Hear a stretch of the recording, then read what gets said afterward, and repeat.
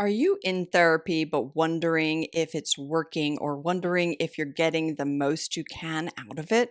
Or do you kind of like going to therapy and having somebody to talk to, but you're not really making any change? So, I'm going to talk today about some of the things that I've observed people do in therapy, which I believe holds them back from making progress. Now, I get a lot of questions about should I leave my therapist? Therapy isn't working for me. I've been going for years, nothing's changing, right? And so, yeah, maybe you're with the wrong therapist, but first, do this bit of a self assessment that I'm going to lead you through. Really think about some of these questions and see if you are putting in the effort that you need to put in to truly get some transformational change out of therapy. If you're new to my channel, my name is Barbara Heffernan, and I was a psychotherapist for almost 20 years, specializing in anxiety and trauma. And I now am an international life coach, and I have some courses, and I have this YouTube channel which integrates information from therapy and coaching and wisdom philosophies and brings it all together to help people around the world. So if you're new here and you do like this video, please do subscribe. And if you like the video, for anybody, please give it a like. That's a big help. Okay, let's get into the topic. All right, one of the biggest mistakes that I saw in my clients were the people who used therapy as a place to vent. Now, venting may be necessary sometimes, right? But if you're going to therapy and you're venting about what's happening in your life, using up the entire 45 minutes, 50 minutes, venting, and then you feel a little bit better, you go back, you have a little stress relief, you come back the next week, you vent some more. I don't believe you're really getting the most out of therapy. Now, research has shown that venting can really be a stress reliever for people, in particular women. I don't always like the gender differentiation, but let's say 80-20 rule, right? So you might find that helpful. But really, what I feel would be more helpful would be to begin to explore what the themes are under those stuck points, under the stuff that you're venting about week after week after week. What's the common themes this week that you also had last month and the month before and maybe even a year before? What are those common themes? Why are you stuck with those things? Where did that come from? And how do you heal it? So I would encourage, if you're a venter, I would encourage you to enlist your therapist's help in identifying what the themes are here and how you change those. Okay, so that's the first category. I'm going to talk about the venting. And then the second category is somewhat similar, but it's using a therapist as a crisis counselor. Now, there are crisis counselors in the United States. I don't know too much about other countries, but here you can find crisis counselors on hotlines, in agencies, in emergency rooms. People can be trained as crisis counselors. But if you're going to a trained psychotherapist only when you're in crisis, you will not be getting enough out of therapy. Now, I had a lot of clients who would maybe see me for a little while and then they'd disappear, and then a crisis would hit. They'd come back, they'd do 3 sessions, they'd disappear again, they'd have another crisis, they'd come back. So it's not exactly the same thing as venting week after week, but it's very similar because there's never any time to explore why do these crises still happen? What are the common themes? What's the transformation that's needed? And honestly, if I had a client who would do that, I would explain to them, I'm not a crisis counselor. I don't want to be used as a crisis counselor. If you want to do therapy, it's a sustained effort.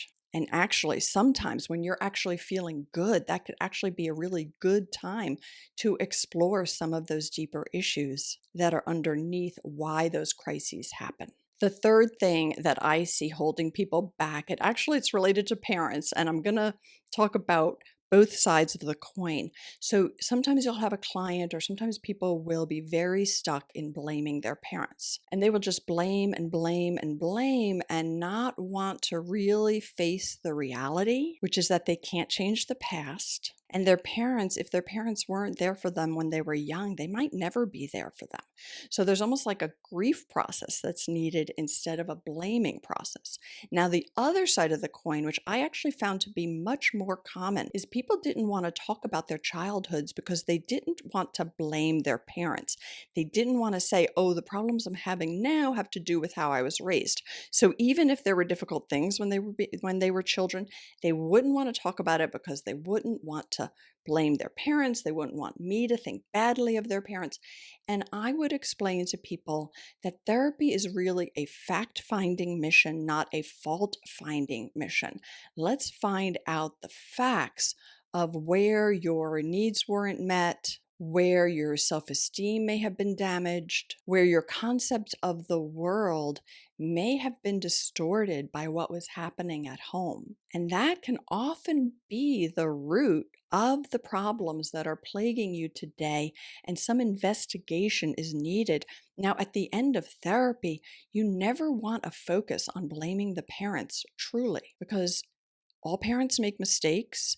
If your parents made extreme mistakes, then probably they were raised by people who made extreme mistakes, and they were raised by people, right?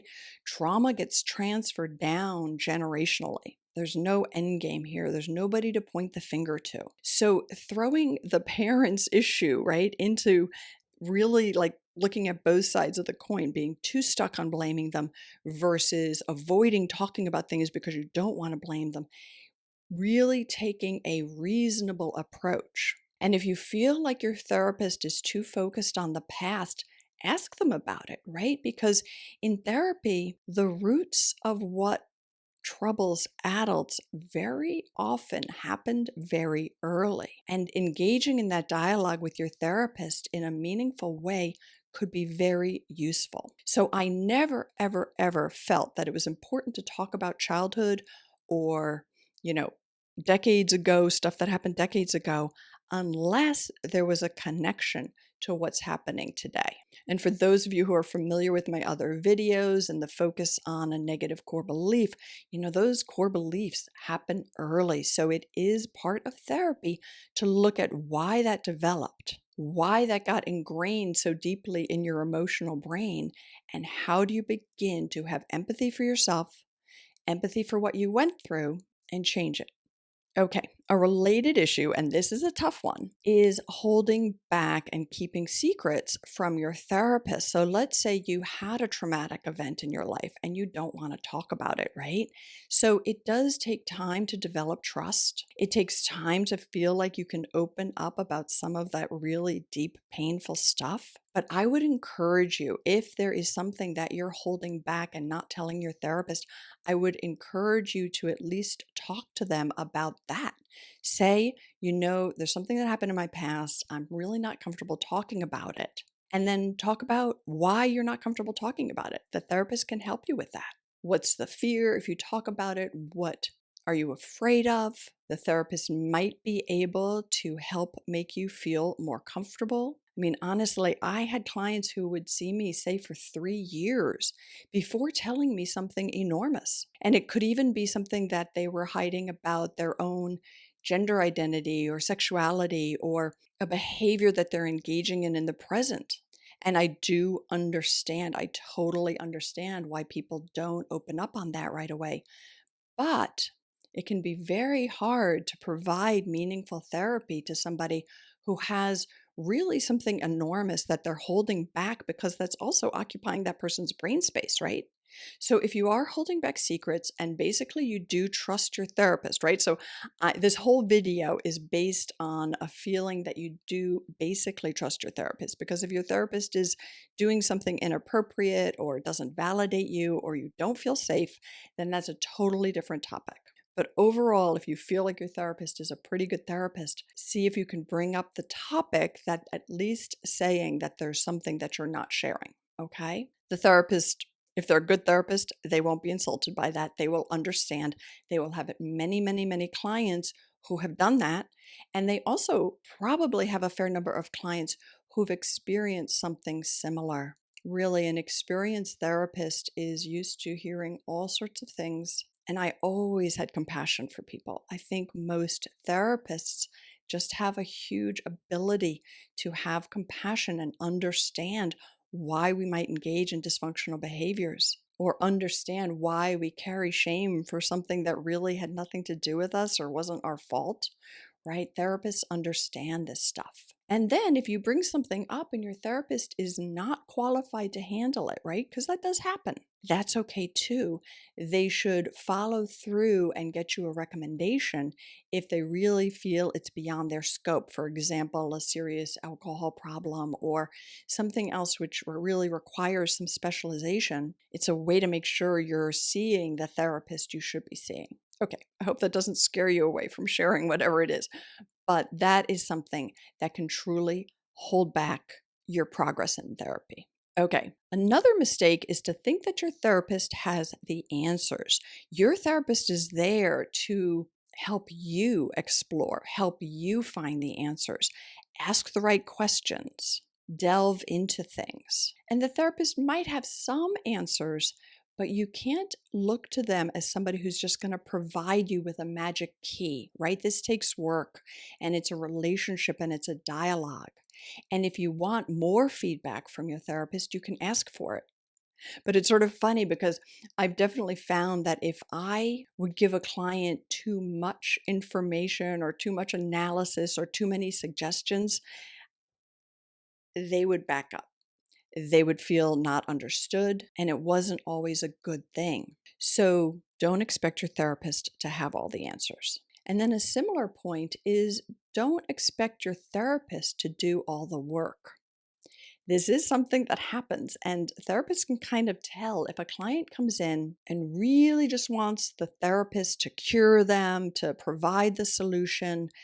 The client's not like putting effort into the work. And hopefully, if that's you, you'd have a therapist who could sort of say that to you in a nice way. Like sometimes a therapist might even say, I feel like I'm trying harder here. Can we talk about this? What's happening with you? What's going on for you that you're actually taking sort of a passive approach towards your therapy? So, one of the best ways to get a lot out of therapy is to be prepared, be proactive. Come to a session with that desire to make connections among the different situations you've been involved with, a desire to explore why, right? A desire to be honest about, well, I knew I should try X, Y, or Z because we've talked about those tools, but I couldn't or I didn't. And this is why, this is what was going on for me that I didn't try those things. Okay. And then there's also the thing that if your therapist makes some suggestions, maybe try some of them. Or if you don't like them, tell the therapist you don't like the suggestion and talk about it, right? But if a therapist is getting to the point where they're making a suggestion here or there, and you don't like those suggestions or you really don't want to try that stuff, then you're not getting enough out of therapy. And if you think the suggestions are way off base, bring it up. Say, that feels really off base. That doesn't feel like that would be helpful for me. And this is why. You can utilize the therapy relationship as practice for being assertive about what you need. What better place to practice? If a therapist says something that hurts your feelings, right? Or whatever, you go away and then you're like uncomfortable with what was said, and you go back the next week, bring it up. Ask the therapist about it. I occasionally had clients who would leave and then they'd come back and they'd be like, Barbara, when you said that, that didn't feel good, and this is how I interpreted it. And then I would be able to clarify what it was I meant or apologize if I needed to apologize. And it was a way to repair the relationship, to reconnect the attachment with the client. But if they don't mention that or they just disappear, I would have had no ability to do that. Now, if you go back to a therapist and you say, wow, that really didn't sit well with me. I really was upset. And the therapist puts you down for that. Well, run out of there. That's not a good therapist. Okay. The therapist should be able to hear criticisms, process them, and discuss them with you. Really brainstorm about how the two of you can work together better. That's what you need. It's a cooperative relationship. Now, I do want to come out with a video on the things therapists can do wrong and whether you should leave the therapist because something inappropriate is happening. But if something inappropriate is happening, you probably do need to leave.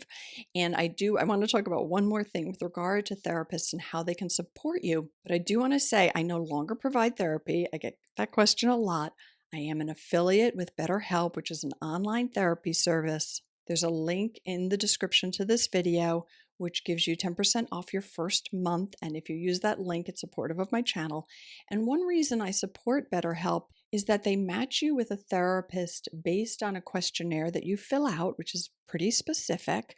So they match you with somebody in your state who works with those issues. But then also, if you don't like that person, you can switch within the BetterHelp platform. You can provide feedback and you can switch therapists. And I just find that to be a really useful thing for people. But again, don't switch if you're making one of the mistakes that I'm talking about in this video. If you're not doing your part, you don't know whether the therapist is any good or not. Oh, and just for my international viewers, BetterHelp does work in, I think, more than 140 countries around the globe and more than 40 languages. So hopefully that is helpful for some of you. All right, let's come back to this question of support.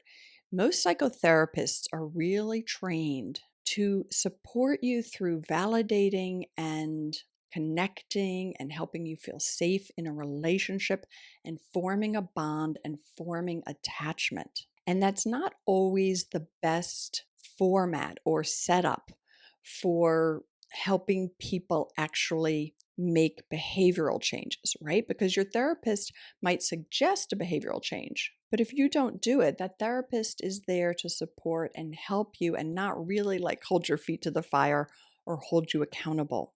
And one reason I switched to coaching is that my personality is a little bit more focused on action, but I don't think that's right for everybody. But if you want more action-oriented items from your therapist, if you want your therapist to be more interactive and to give you more suggestions, ask for it, right? Their priority and their training, right? And people have different philosophies and different trainings. So you also can talk to them about what is their approach, what is their philosophy, right? If they are supporting you and just holding space for you to explore emotions, I think that is super, super useful. And if you want more, you can ask for it. They are there to support you. All right, a quick summary here. Avoid venting all the time. Once in a while, it's okay, but avoid doing it all the time. Avoid using a psychotherapist as a crisis counselor. Avoid getting stuck in blaming your parents, right? But then also be willing to explore and share with your therapist some things that maybe didn't go right when you were a kid. So don't be afraid that the therapist will blame them. Be open to acknowledging that there may have been mistakes made that were damaging to you so you can heal. Don't expect the therapist to have all the answers. Don't expect the therapist to do all the work. Show up at your sessions prepared. Be willing to try things in between sessions. Ask for what you need. Don't see the therapist as an authority figure who's going to provide you with an answer. This is a cooperative relationship helping you get to where you need to go. So, you're worth it. My channel is very geared for people who are doing a lot of self-help stuff, but self-help doesn't always get you where you need to go. It doesn't always provide the attachment and the positive relationship experience which therapy can provide. And it doesn't always provide you with that outside perspective that can help you develop more empathy for yourself and more self-compassion and more self-understanding. So, I'd love to hear your comments. Let me know what you think. If you like this, please give it a like, and I'll see you next week.